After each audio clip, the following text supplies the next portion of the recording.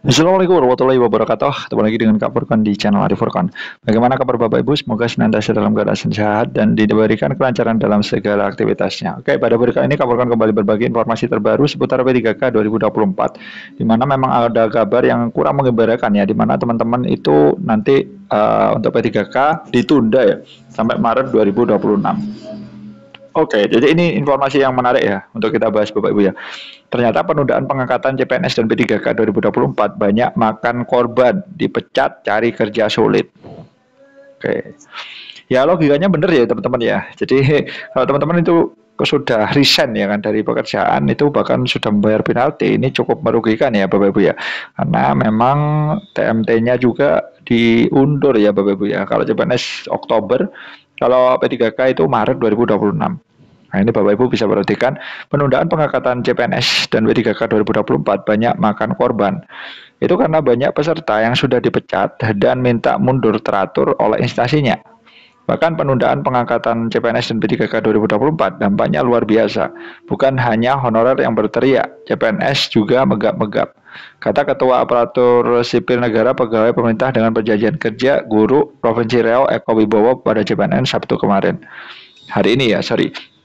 Nah, dia mengungkapkan di sini cukup banyak juga honorer muda yang mendaftar CPNS dan akhirnya lulus.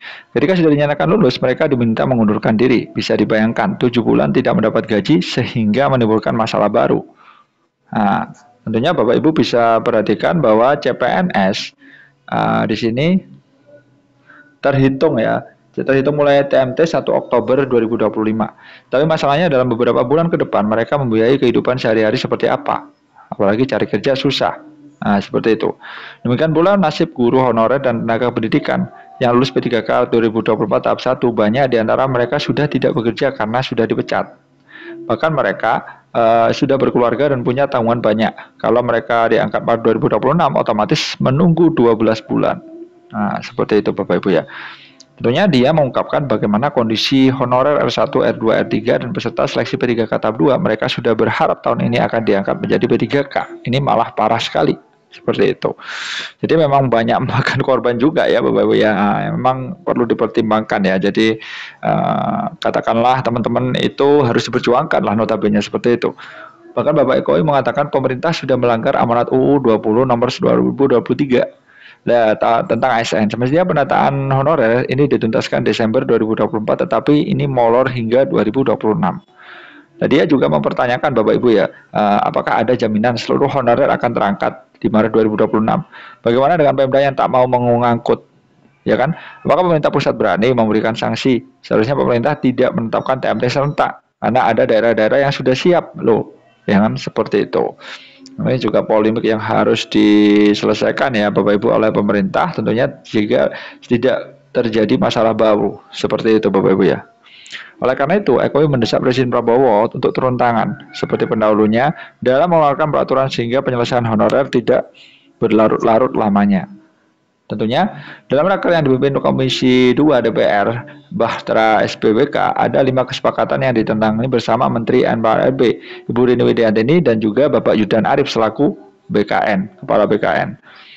Adapun 5 kesepakatan pemerintah dan Komisi 2 DPR RI itu sebagai berikut. Yang pertama, dalam rangka pemenuhan atau kebutuhan penataan dan penempatan ASN untuk mendukung berbagai program prioritas, di sini Komisi 2 meminta Kemenpan RB melakukan penyelarasan formasi jabatan dan penempatan dalam seleksi CPNS dan P3K berdasarkan kompetensi dan talenta terbaik bangsa.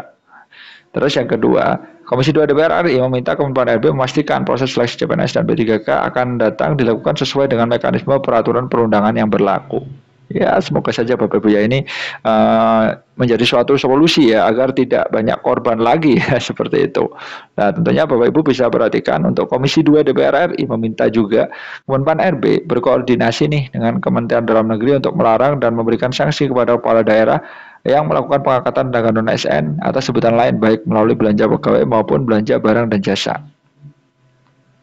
Dan yang keempat, dalam rangka percepatan penataan CPNS dan P3K untuk formasi 2024, Komisi 2 DPR RI meminta Kemenpan RB dan BKN menyelesaikan pengangkatan CPNS pada Oktober 2025 dan pengangkatan P3K di bulan Maret tahun 2026. Tentunya penataan tenaga non-ASN merupakan afirmasi kebijakan terakhir pemerintah sehingga Komisi 2 DPR RI meminta Kemenpan RB dan BKN memastikan tidak ada lagi pengangkatan tenaga non-ASN di instansi pusat maupun instansi daerah sebagaimana amanat pasal 66 nomor 20 tahun 2023. Oke, jadi seperti itu Bapak Ibu ya. Memang penundaan ini memakan banyak korban ya.